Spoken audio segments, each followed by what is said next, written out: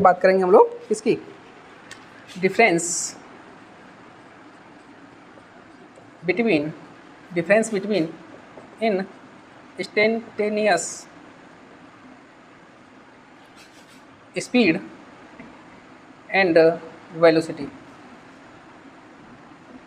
ठीक है, इनकी बात करेंगे, इनमें क्या डिफरेंस है, या रिलेशन बोल सकते हो, या रिलेशन बोल लो, रिलेशन अच्छी बात है, रिलेशन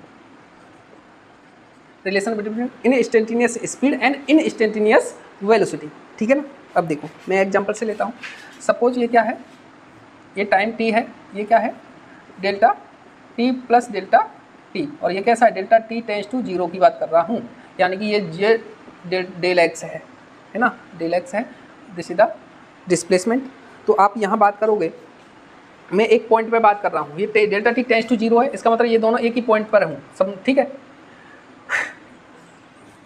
ऐसे ले लो, समझ नहीं पा। देखो कोई पार्टिकल इस तरीके से मूव कर रहा है ए से बी, तो मैंने इस पॉइंट पे क्या निकालना है, इस पॉइंट पे इन इंस्टेंटेनियस पॉइंट की बात कर रहा हूँ, टी पे, किस पे, टी पे। तो मैं इसको जूम करूँगा, इस पॉइंट को जूम किया मैंने, तो किस तरीके से ये टी और ये टी प्लस डेल्टा टी, अब समझ में आया।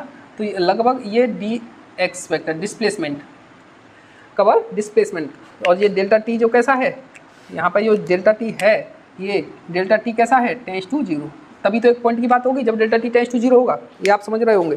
तो यहाँ से लिखोगे, पहले मैं स्पीड की बात कर रहा हूँ, इन इंस्टेंटेनियस स्पीड कितना होगा, डिस्टेंस डिवाइड बाई टाइम, है ना, डिस्टेंस कितना होगा। अब यहाँ से देखो, फॉर ए लीनियर पाथ, एक स्ट्रेट लाइन पाथ पर मूव कर रहा है, ठीक है, पार्टिकल, तो इसमें आपको पता है डिस्प्लेसमेंट का मैग्नीट्यूड इक्वल टू डिस्टेंस हो जाता है for a straight line path. तो डिस्प्लेसमेंट कितना है, डेल एक्स वेक्टर का मैग्नीट्यूड कितना हो जाएगा, डेल एक्स का मैग्नीट्यूड, ठीक ना। तो यहाँ पर डिस्टेंस कितना होगा, डी एक्स अपॉन टाइम कितना है, डी टी, डेल टी को क्या लिख सकता हूँ, डी टी, ठीक है। इनके बिटवीन जो टाइम इंटरवल है वो कितना हो जाएगा, डेल्टा टी है, तो डी टी लिख दूँगा, स्मॉलेस्ट चेंज इन टाइम, ठीक है ना। उसके बाद देखो इन इंस्टेंटेनियस वेलोसिटी, इन इंस्टेंटेनियस वेलोसिटी, ठीक है ना। और ये क्या था, इन इंस्टेंटेनियस स्पीड, इसको क्या कहेंगे, वी इन इंस्टेंटेनियस, है ना, इसको क्या कहेंगे, वी इन इंस्टेंटेनियस वेलोसिटी, ठीक है ना। अब देखो ये क्या होगा, displacement divide by time, displacement की वैल्यू क्या होगा, del x vector divide by d t, ठीक है ना। अब मुझे बताओ, अगर मैं मैग्नीट्यूड लिखूं, इन इंस्टेंटेनियस वेलोसिटी का मैग्नीट्यूड लिखूं, तो ये हो जाएगा डेल एक्स वेक्टर का मैग्नीट्यूड अपॉन डी टी, है ना। तो कितना होगा, डेल एक्स वेक्टर का मैग्नीट्यूड डी एक्स आ जाएगा, D x upon D T. और यही क्या है, स्पीड, पी इन इंस्टेंटेनियस, यानी कि स्पीड क्या है, स्पीड है। यहाँ से कंपेरिजन कर पा रहे हो, है ना। तो यहाँ से क्या पता चल रहा है, यहाँ से आपको पता चल रहा है कि इन इंस्टेंटेनियस वेलोसिटी का magnitude, hence in instantaneous velocity का magnitude equal to in instantaneous speed, ये दोनों इक्वल रहेंगे, क्या रहेंगे, इक्वल रहेंगे, ठीक है ना।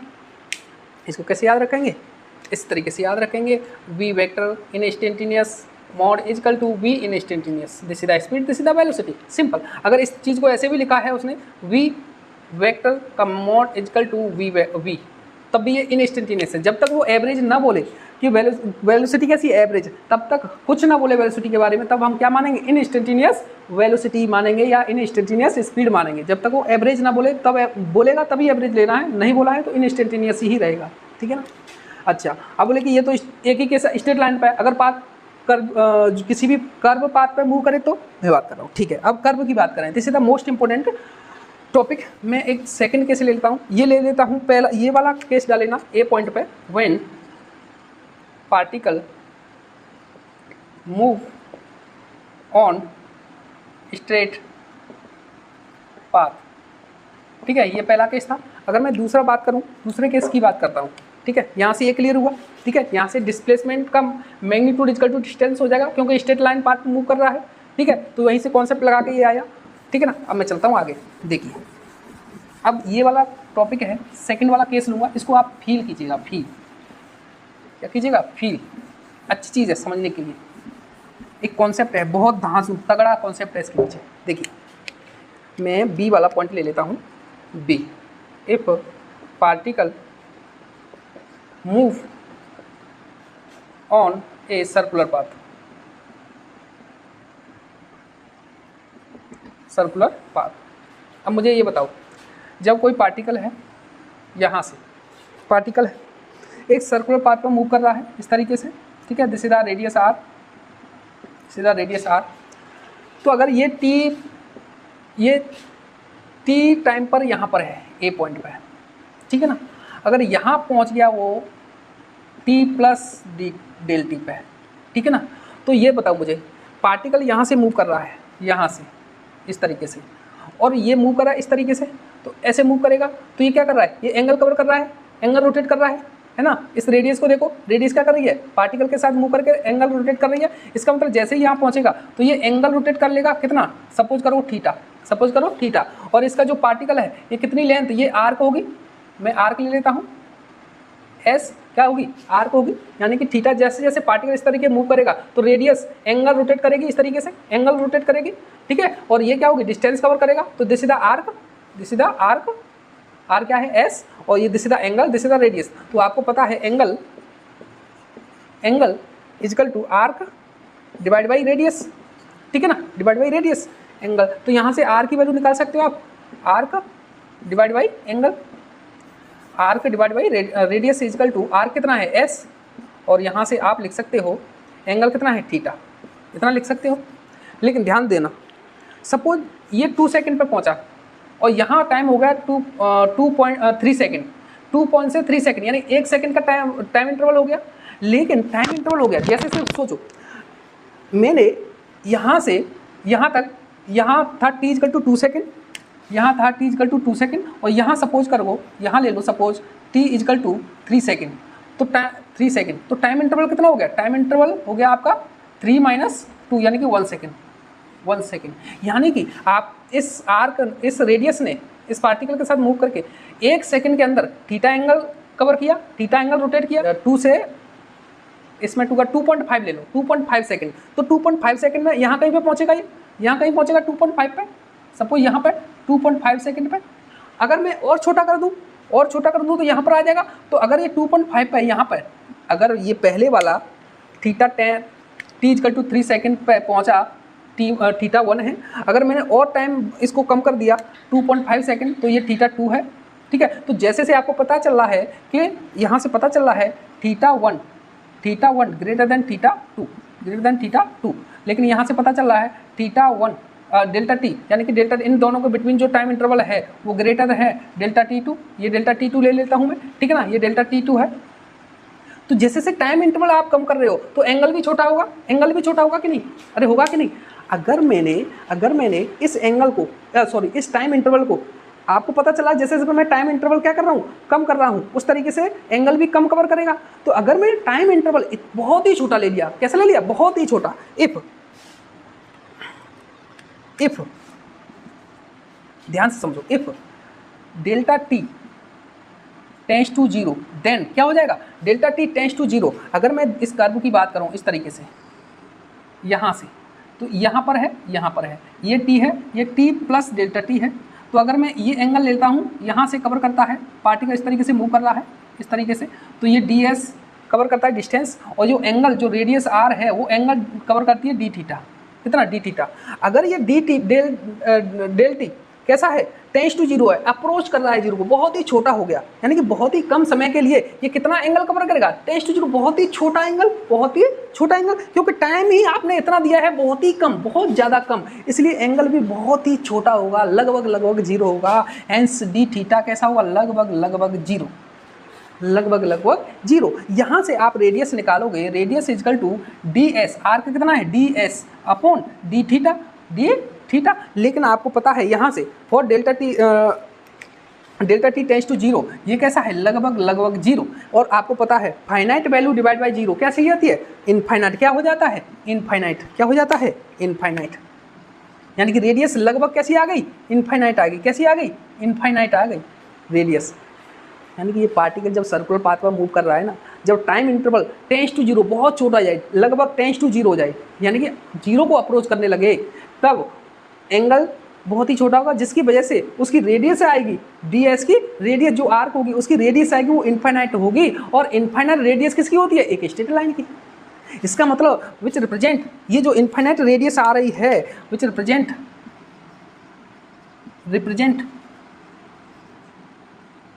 टू स्ट्रेट लाइन, ये किसको रिप्रेजेंट करेगी एक स्ट्रेट लाइन को। एक स्ट्रेट लाइन की ही रेडियस इनफाइनाइट होती है, इतना पता है। मीन्स हेंस, यहाँ लिख सकते हो हेंस डी एस यानी कि डी एस यानी कि arc can be assume straight line,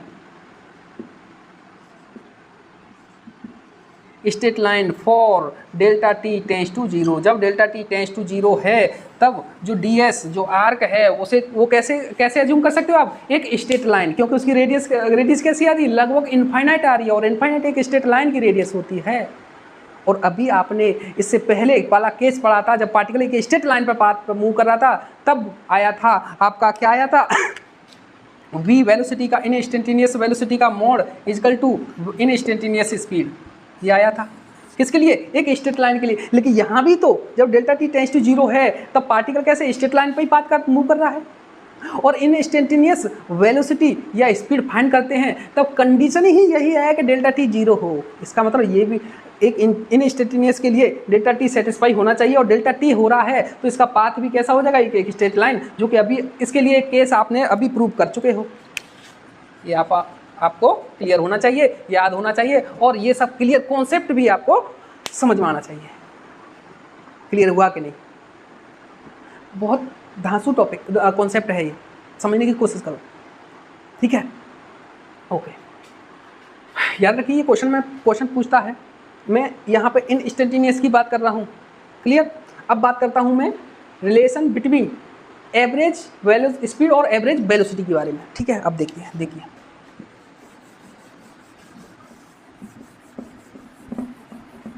general formula लिख सकते हो कि magnitude of instantaneous velocity is equal to instantaneous speed.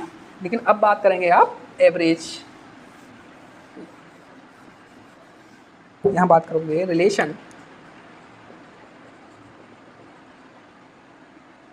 Between average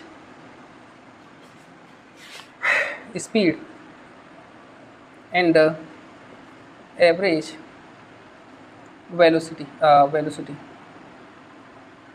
average velocity. देखिए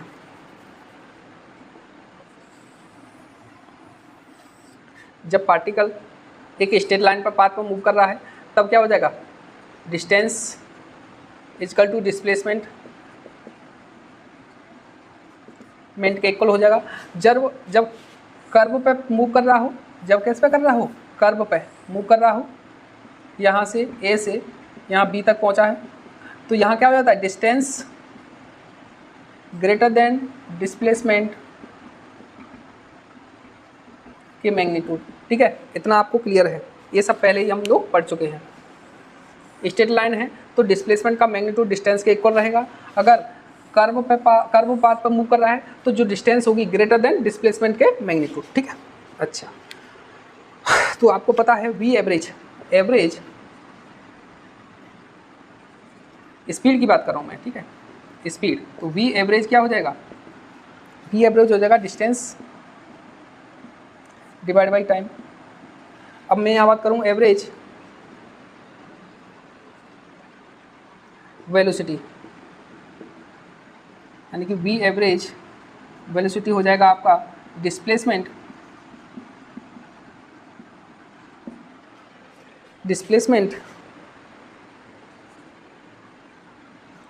divide by time, displacement divide by time. लेकिन आपको पता है कि जो डिस्टेंस जनरल फॉर्मूले पे लिख सकते हो, इन दोनों को कंबाइन करके लिख सकते हो, कंबाइन करके कि डिस्टेंस या तो ग्रेटर होगी या इक्वल होगी किससे, डिस्प्लेसमेंट के मैग्नीट्यूड से। ये जनरल फॉर्मूले, जनरल रूल आपको पता होना चाहिए, ठीक है ना। इक्वल कब आती है, for a straight line path, और जो ग्रेटर देन कब आती है, एक सर्कुलर पाथ, ठीक है ना, या किसी भी कर्व लीनियर पाथ या नॉन स्ट्रेट लाइन पाथ, ठीक है ना। अब आपको पता है टाइम दोनों के लिए सेम रहेगा, टाइम तो दोनों के लिए सेम रहेगा, केवल डिपेंड करेंगे एक डिस्टेंस और डिस्प्लेसमेंट पे। तो आपको पता चला है डिस्प्लेसमेंट, डिस्टेंस कभी भी डिस्प्लेसमेंट के मैग्नीट्यूड से क्या नहीं हो सकता, छोटा नहीं हो सकता, हमेशा बड़ा रहेगा। अगर इस वेलोसिटी का यहाँ से वी एवरेज वेलोसिटी का मैग्नीट्यूड निकालूं तो ये क्या हो जाएगा, डिस्प्लेसमेंट का मैग्नीट्यूड अपॉन टाइम, है ना, मैग्नीट्यूड अपॉन टाइम। तो डिस्टेंस हमेशा या तो डिस्प्लेसमेंट इसके बराबर होगा या इससे बड़ा होगा। इसका मतलब यहाँ से ये जो एवरेज स्पीड है वो इस एवरेज वेलोसिटी के मैग्नीट्यूड से या तो ग्रेटर होगा या इक्वल होगा। हेंस वी एवरेज या V average is equal to V average का वेलोसिटी का मैग्नीट्यूड, या कैसा क्या रिलेशन होगा, ये सेम रहेगा। ये आपको याद रखना है। अभी आपने इंस्टेंटेनियस में इक्वल पढ़ा था, लेकिन एवरेज की बात करोगे तो एवरेज में स्पीड की वैल्यू या तो इक्वल रहेगी या फिर ग्रेटर रहेगी। क्लियर नॉट, समझ में आया, कुछ फील हुआ, फिजिक्स को फील किया कुछ चीज़ें।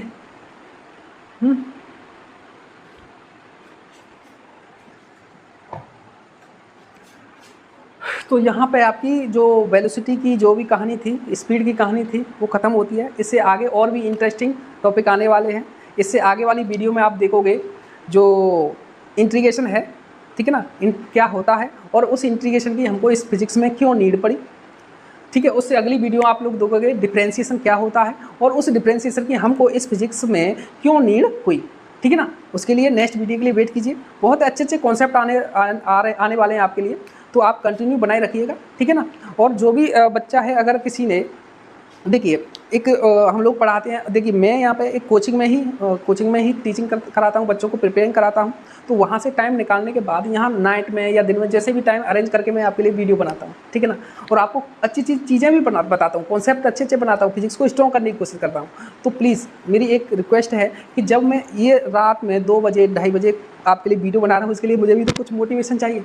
तो जब आप वीडियो देख रहे हो, ठीक है ना, तो आपको कुछ अच्छा लग रहा है तो लाइक कर दो, या अच्छा नहीं लग रहा है डिसलाइक कर लो, या कुछ चीज़ें आप बोलना चाह रहे हो तो कमेंट कर दो, उससे मुझे अच्छा लगेगा, ठीक है ना। और अगर आपको ये कंटेंट जो भी चीज़ें हम लोग प्रोवाइड कर रहे हैं वो अच्छा लग रहा है, हेल्पफुल है, तो उसे कंटिन्यू बनाए रखें। और जो भी आपके जैसे रिलेशन में हैं या कोई अदर जो स्टूडेंट हैं आपसे जुड़े हुए हैं, उनके साथ शेयर कर सकते हो, ठीक है, जिससे हम लोगों को अच्छा लगेगा। क्योंकि बहुत सारे लोग जब देखते हैं ना, हमको अंदर से अच्छा लगता है कि चलो कोई तो पढ़ रहा है, ठीक है ना। तो अगर वीडियो देखते हो आप लाइक कर दिया करो और कमेंट भी कर दिया करो, ठीक है ना।